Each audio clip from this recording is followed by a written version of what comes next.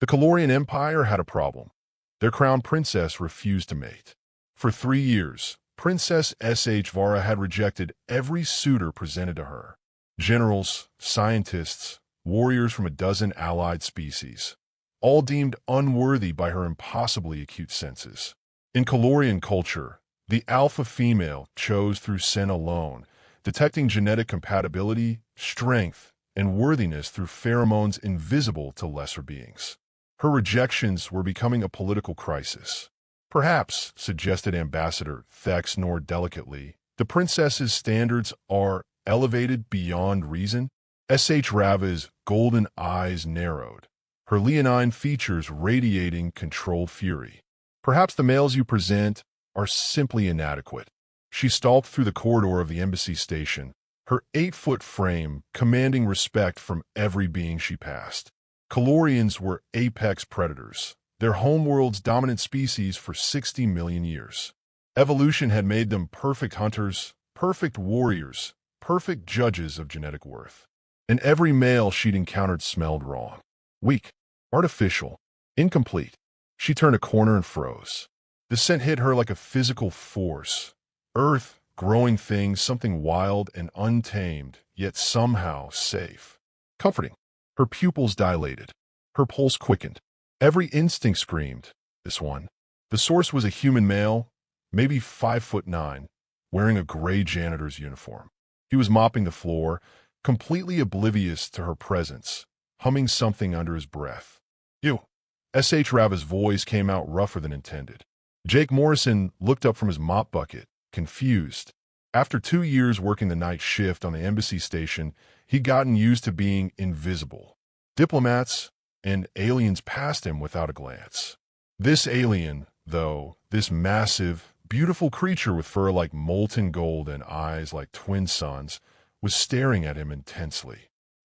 Sorry, did I miss a spot? He gestured at the floor. Your scent. She moved closer, nostrils flaring. What is it? Jake blinked. He'd showered that morning, hadn't he? I don't know what you mean, ma'am.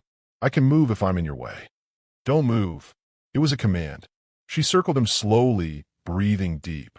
Beneath the standard-issue soap, she detected something else. Soil. Plants.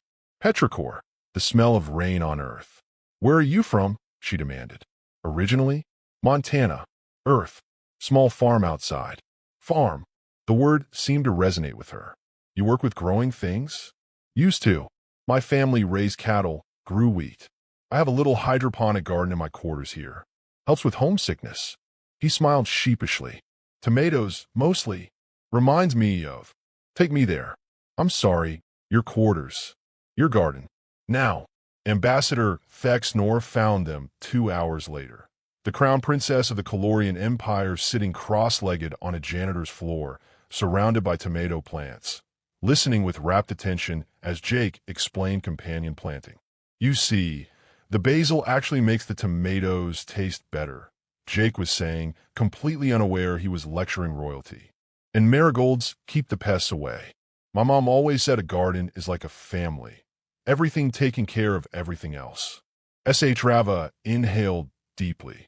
There was that scent, not pheromones designed to impress her, not genetic manipulation or artificial enhancement. Just earth, life, the smell of things growing. Her species had been warriors for so long they'd forgotten what it meant to nurture. Princess, Thexnor began nervously. The Valdorian delegation is waiting. Cancel it.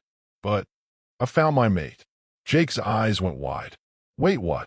HFY turned to him, and for the first time in 3 years, she smiled. Your scent speaks of life, growth, patience. You smell like home. Not the world I was born on, but the one my species lost when we became conquerors. My instincts have never been wrong. Ma'am, princess, I'm just a janitor. I'm nobody. You're someone who grows things in metal corridors light years from your homeworld because you remember where you came from. She placed a massive hand gently on his shoulder. Tell me that isn't strength. Tell me that isn't worthy. Jake looked at the tomato plant he'd been watering. His grandmother's heirloom seeds carried across the galaxy. I don't understand any of this. Then let me explain. And tomorrow, you'll tell me more about companion planting. Her tone softened. if you're willing.